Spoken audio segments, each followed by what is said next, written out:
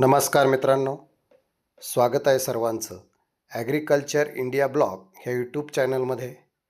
तर पहा मित्रांनो, आज आपल्यासाठी खूप सुंदर असा व्हिडिओ घेऊन आलेलो आहे मी. तो म्हणजे घरच्या घरीच बनवा वॉटर सोल्युबल खत. ते म्हणजे 052 आणि 34, 052 34 आणि दुसरं 60-20 ला पर्याय म्हणून घरच्या घरीच आपण एक नवीन खत बनवणार आहे. आणि त्या खतापासून आपल्या सर्व पिकांसाठी खूप चांगल्या प्रकारचा फायदा होणार आहे. तर मित्रांनो, आज आपण शेतीमध्ये मोठ्या प्रमाणावर वॉटर सोल्युबल खतांचा वापर करतो. मग त्याच्यामध्ये फळांची फुगवण असेल किंवा फळांची गुणवत्ता चांगली वाढण्यासाठी असेल किंवा ऊसाची जाडी उंची वाढण्यासाठी असेल. हे गुणवत्ता वाढण्यासाठी मित्रांनो आपण 052 34 आणि 60-20 यासारख्या खतांच्या किमती आज गगनाला भिडल्या आहेत. पण जर मी जर मी तुम्हाला सांगितले की हेच खत आपण घरच्या घरी अगदी कमी खर्चात बनवू शकता, तर हे आपल्याला कसं बनवायचं या संदर्भातली माहिती आपण पाहणार आहोत. तर आजच्या व्हिडिओमध्ये आपण ही सोपी पद्धत पाहणार आहोत मित्रांनो. तर त्यासाठी मित्रांनो आपण व्हिडिओ शेवटपर्यंत पाहायचा आहे.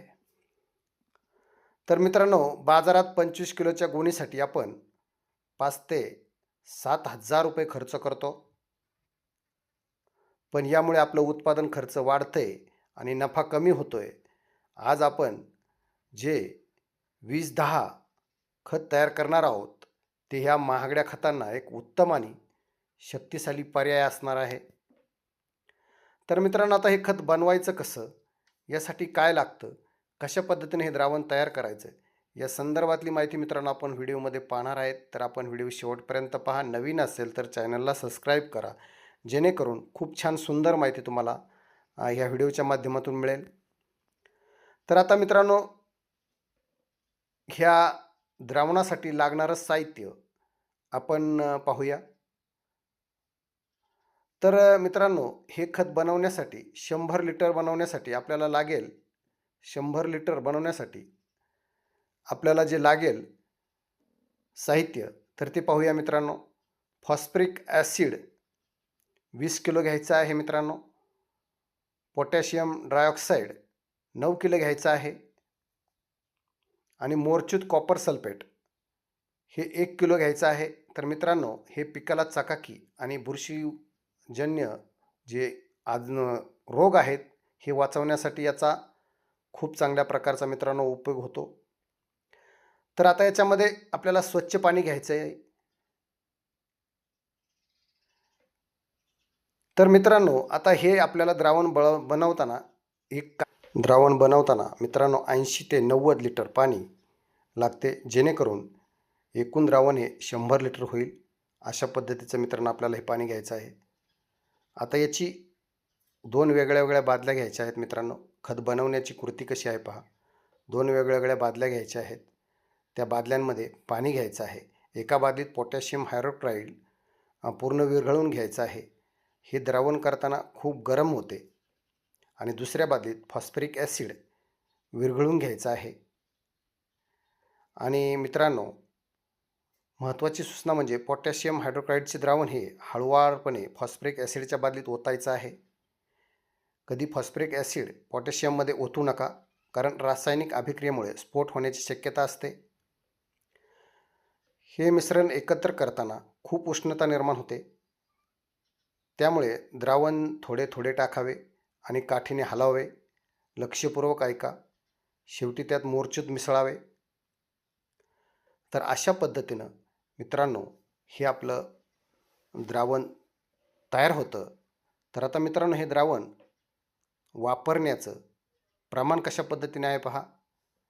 आता बाजारात मिळणाऱ्या 6 ते 7,000 रुपयांच्या खताऐवजी हे खत केवळ 1,500 ते 2,000 रुपयात तयार होते. आता फवारणी करताना मित्रांनो एक काळजी घ्यायची आहे. 3 ते 4 मिली प्रति लिटर पाण्यात मिसळून फवारणी करायची आहे. 3 ते 4 मिली प्रति लिटर पाण्यात मिसळून फवारणी करायची आहे. आपण जर ड्रीपद्वारे देणार असेल तर मित्रांनो 2 ते 4 किलो या प्रमाणात सोडावे. हे खत पिकांच्या फुगवणीसाठी, फळांना टणकपणा आणण्यासाठी, चकाकी वाढण्यासाठी अत्यंत प्रभावी आहे. ऊसासाठी, ऊसाच्या पण खूप फायद्याचं आहे, तर ते सुद्धा आपण पाहणार आहोत. तर हे द्रावण तयार करताना ते खूप गरम होते, त्यामुळे पूर्णपणे थंड झाल्याशिवाय शेतात वापरायचं नाही. शक्यतो हे द्रावण बनवत असताना पाणी आपल्याला आरोचं म्हणजे फिल्टरचं पाणी घ्यायचं आहे, म्हणजे रिझल्ट चांगला मिळणार आहे. आणि हे द्रावण तयार झाल्यानंतर काचेसारखं पारदर्शक आणि निळसर कलरचं तयार होते. तर मित्रांनो, ऊस, डाळिंब, द्राक्षे आणि भाजीपाला यासारख्या पिकांसाठी ह्या खतांचा वापर करू शकता. खूप चांगल्या प्रकारचं आणि प्रभावी असं हे खत मित्रांनो तयार होतं. मित्रांनो, ऊसाच्या पिकासाठी या घरगुती तयार केलेल्या खताचा खूप मोठा फायदा होतो. ऊसाचे वजन वाढण्यासाठी आणि कांड्यांची जाडी सुधारण्यासाठी याचा वापर आपल्याला प्रभावी ठरणार आहे. यात असलेलं फॉस्फरस आणि पोटॅशियम ऊसाच्या पेशी विभाजनाला मदत करतात. यामुळे ऊसाची कांडी जाड आणि ऊसाला वजन मिळते. विशेषतः ऊस 7 ते 8 महिन्याचा झाल्यानंतर जेव्हा साखर भरण्याची प्रक्रिया सुरू होते, तेव्हा याचा मोठा फायदा आणि उपयोग मित्रांनो आपल्या ऊसाला होऊ शकतो. या द्रावणात आपण मोरचूत म्हणजेच कॉपर सल्फेट वापरतो. मोरचूतमुळे ऊसाच्या कांड्यातील नैसर्गिक चकाकी वाढते आणि ऊस टणक बनतो. टणक ऊस लवकर लोळत नाही आणि कीड रोगांना कमी बळी पडतो. त्याच्यामुळे ऊसासाठी खूप फायद्याचं आहे. दुसरी गोष्ट, फॉस्फरिक ॲसिडचा वापर केल्यामुळे जमिनीचा pH कमी होण्यास मदत होते आणि यामुळे जमिनीतील इतर अडकलेली अन्नद्रव्ये मुक्त होतात आणि ऊसाची मुळे ती सहज अन्न शोषून घेऊ शकतात. अशा पद्धतीने मित्रांनो ह्याचा वापर होतो, आपल्याला फायदा होतो. दुसरी गोष्ट, रोगांपासून सुद्धा यातला खूप फायदा होतो. तर ह्या मिश्रणातील कॉपर सल्फेट आणि बुरशीनाशकाचेही काम करते. त्यामुळे जमिनीतील होणारे बुरशीजन्य आजार आणि ऊसावरील तांबेरा किंवा करपा यासारख्या रोगावर नियंत्रण मिळवण्यास मदत होते. तर मित्रांनो, आता हे ऊसासाठी कसं वापरायचं त्याचं प्रमाण आपण पाहूया. तर मित्रांनो, ड्रीपद्वारे जर आपण देणार असेल तर मित्रांनो एकरी 3 ते 5 लिटर द्रावण ड्रीपद्वारे सोडू शकता. दर 15-20 दिवसाच्या अंतराने याचा डोस दिल्यास ऊसाचे टनेज वाढण्यास मोठी मदत होऊ शकते. आणि आपण जर फवारणी करणार असेल तर ऊस फवारणी करण्यायोग्य उंचीवर असेल तर मित्रांनो हे 3 ते 4 मिली प्रति लिटर पाण्यामध्ये आपल्याला याप्रमाणे फवारणी करायची आहे.